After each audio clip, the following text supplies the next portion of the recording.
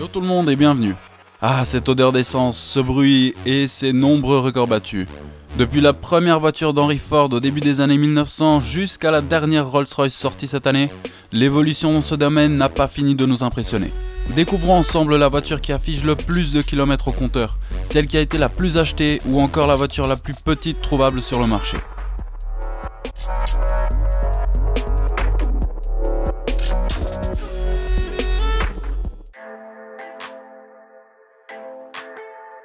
Malgré toutes les technologies qu'on retrouve dans les voitures actuelles, aucune ne fait le poids face à la Volvo P1800S de Irv Gordon. Ce New-Yorkais a acheté cette voiture neuve en 1966 et depuis, il a accumulé les kilomètres au point de battre le record de la voiture la plus endurante au monde. Lors du décès de son propriétaire, le compteur de la P1800S affichait 5 246 875 km.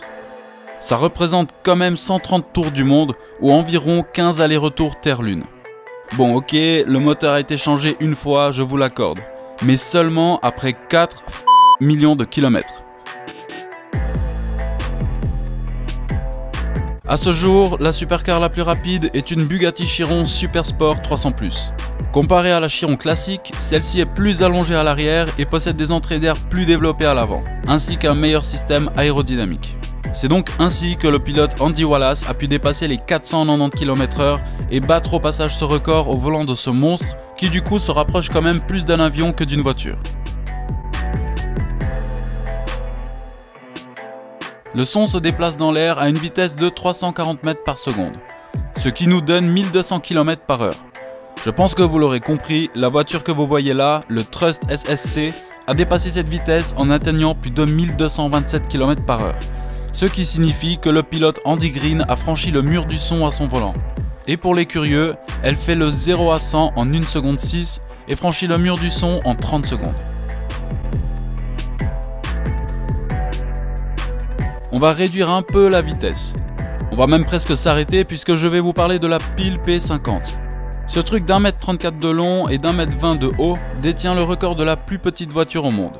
Et comme vous le voyez, elle ne date pas d'aujourd'hui. Ces modèles ont été produits entre les années 1962 et 65 sur l'île de Man entre l'Irlande et le Royaume-Uni. Maintenant, pourquoi concevoir de tels jouets?